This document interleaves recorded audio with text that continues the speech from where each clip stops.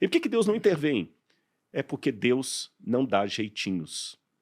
Você está entendendo? Deus não dá jeitinhos. Deus segue conforme os protocolos. Ele não dá jeitinhos. Deixa eu pegar um pouco do que você falou aqui, tentar trazer um pouco para o mundo mais material, mundo dos negócios aqui, né? Você falou uma coisa muito interessante, né, sobre o porquê Deus não intervém em tudo e porque ele também não deixa de intervir em 100% das coisas, né? Então, se você fala que se ele não intervisse em nada, a gente ia talvez perder a crença de que isso aí poderia acontecer, né, de alguma forma, e se ele interviesse em tudo, a gente ia simplesmente talvez se acomodar, né? Ou a gente talvez pudesse ter uma segurança tão grande de que isso daí iria acontecer, de que talvez poderia até não ser legítimo, de alguma forma, não é? Então, é quase como se eu tenho certeza que isso vai acontecer, então também não vou fazer nada, né? E, então, eu achei muito interessante você falando sobre esse meio termo, de que ele intervém em alguns momentos. Porque eu estava discutindo com um amigo esses dias sobre o livre-arbítrio. Comentei um pouco com você antes. Eu estava falando assim, cara, se o livre-arbítrio ele não existe, logo tá tudo escrito, né? E se tá tudo escrito, não tem nada que eu possa fazer. E se não tem nada que eu possa fazer, isso significa que logo Deus já escolheu quem vai pro céu, quem vai pro inferno, enfim, quem dá certo, quem dá errado, já escolheu tudo. Por outro lado, né, se eu acredito que existe o livre-arbítrio, e tem passagens na Bíblia que mostram sobre o poder de uma oração mudar o destino, né, de uma cidade ou de outras coisas, né, começar a perceber que tem umas coisas que eu posso alterar no meu destino. Tá? Então, quando eu pego o que você disse sobre Deus intervir em alguns momentos e o livre-arbítrio, eu começo a refletir um pouco sobre os momentos onde os seres humanos sentiram segurança demais. E os momentos onde os seres humanos sentiram segurança demais poderia ser equivalente ao momento onde Deus poderia intervir em tudo. E no momento onde a gente sente segurança demais, a gente começa a cometer algumas cagadas.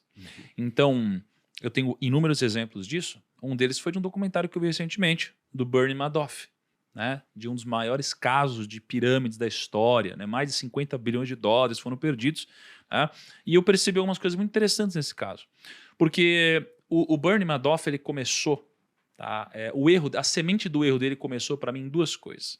Ele, primeiro, era um cara que queria agradar todo mundo, então ele queria ser amado por todo mundo, e aí passamos por uma grande crise, e aí durante uma grande crise ele não quis falar para os clientes que ele perdeu dinheiro, e ele conseguiu um dinheiro para dar para os clientes, e ao invés de ele aceitar o fracasso dele em ter tomado péssimas decisões e ter perdido dinheiro, ele preferiu dizer que através de uma tacada de gênio ele tinha conseguido não perder dinheiro para os clientes dele.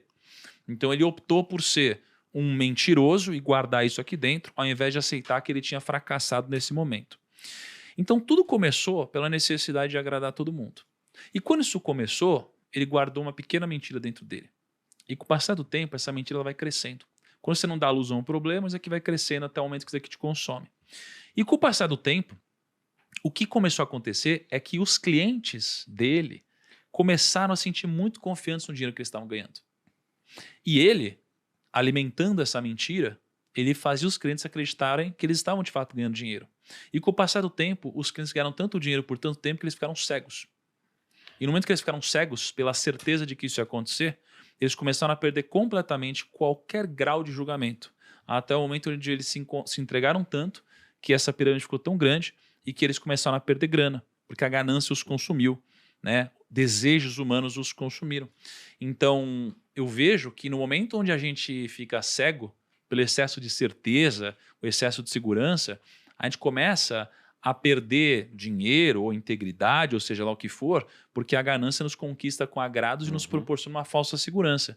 E talvez Deus não queira que isso aconteça porque sabe a consequência desse excesso de segurança. Eu achei perfeita a ilustração que você fez, e se me permite, não estou falando da vida após a ressurreição, no céu, que nós vamos ter uma nova mente. Eu estou falando dessa situação que nós estamos aqui, tá bom?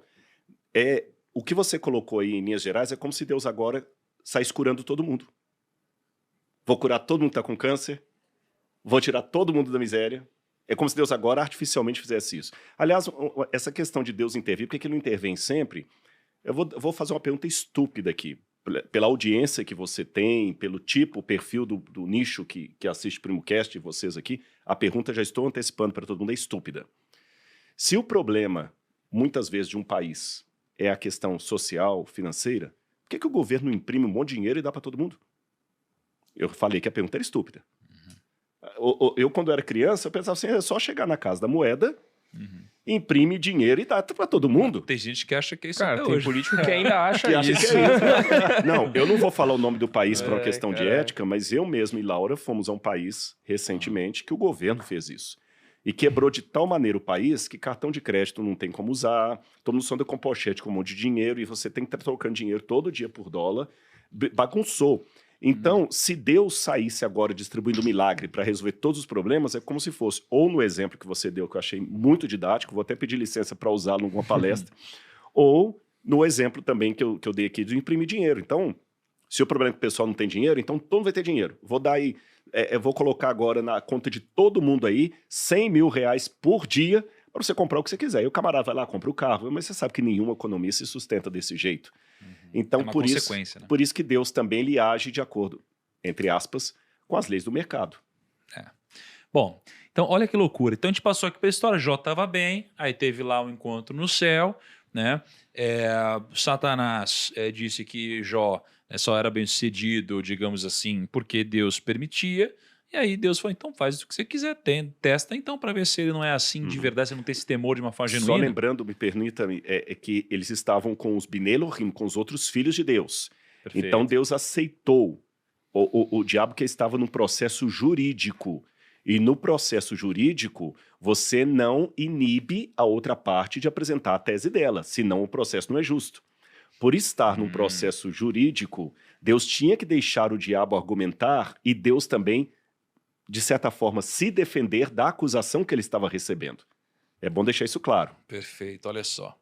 E aí, né, ele pegou e falou, só não toca nele, tá? E aí tudo bem, aí Jó perdeu tudo. Perdeu o gado, perdeu os servos, perdeu os filhos, perdeu as filhas, tá? Mas foi... Em quanto tempo ele começou a perder tudo? Ou foi um ataque, tipo um ano horrível? Foi um ataque direto. A Bíblia não fala assim quanto tempo, mas fala assim num dia. Essa expressão num dia é um tempo indeterminado, mas foi uma coisa assim, pancada. Foi uma coisa atrás da outra. Foi pancada. E aí, cara, ao ouvir todas as estratégias que atingiu, aí ele fez aquela oração, né, dizendo, pô, não deixei o vento da minha mãe, não também voltarei da terra, o Eterno deu, o Eterno tomou, louvado seja o nome do Senhor. Tá bom. Aí, já passou a ser afligido, depois disso com feridas terríveis, que iam da sola dos pés até o alto da cabeça. Mas aí o diabo não tá aí no... Quando falou isso, eu não interrompi na hora, na verdade o diabo não podia matá-lo. Não podia matá-lo, mas tocar no corpo dele poderia. Então ele lançava a mão de um caco de cerâmica e com ele se coçava, raspando suas feridas sentado sobre cinzas. E aqui tem um simbolismo, né, de que como que é o nome dessa doença que era usada para simbolizar a pessoa que era... A lepra? Lepra, né? A lepra. Embora nem todo que é chamado de lepra na Bíblia seria a hanseníase. É algum tipo de psoríase, mas havia também a lepra. Mas representava de alguma forma que você estava distante de Deus, né? Exatamente, é maldito de Deus. Maldito de Deus, tá bom. Aí, o estado de Jó ficou deplorável. Imagina só. E aí ele diz, né? Estou reduzido a pelo e ossos. E apenas minhas gengivas ainda não estão inflamadas. Pra que falar isso? Cara, bizarro, né? E aí a esposa de Jó, então tinha a esposa aqui, a esposa de Jó, diante de todo esse contexto, lhe disse, deixe de ser teimoso em sua lealdade. Isso não vai resolver nada, amaldiçoa logo a Deus e morre. Cara, e aqui acho que a gente começa a entrar em umas sobre quando você passa por alguns problemas, cara, a pessoa que está do seu lado, ela pode te dar um mau conselho, ou a pessoa do seu lado, ela pode... Não incentivo. Daquele mau incentivo, né? Mau incentivo, ou às vezes isso pode acontecer por ou falta de caráter ou por falta de compreensão mesmo, por limitação da compreensão, né? Então, como que você enxerga, Rodrigo, essa questão aqui de a própria esposa dizer o seguinte, cara, amaldiçoa logo a Deus e morre. Assim, como que você enxerga isso? A pergunta dela tem uma primeira parte que é tão importante como essa última. Ela fala assim, Por que você ainda conserva a sua integridade? Na cabeça da esposa de Jó, de todo mundo, ele tinha cometido algum pecado.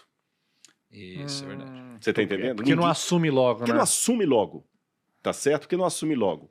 E quando ela fala assim, amaldiçoa a Deus e morre, o que ela fala assim? Já que você não quer admitir o seu pecado, então pelo menos acaba com sua própria vida. Amaldiçoa a Deus para ele terminar de te destruir, aí você vai parar com o sofrimento. Amaldiçoa a Deus e acaba com isso. Sabe, algumas pessoas ficam até vendo a esposa de Jó de uma maneira muito negativa, mas pode ser alguém tentando interromper o sofrimento de alguém que você ama. Eu não vou entrar no mérito da questão aqui,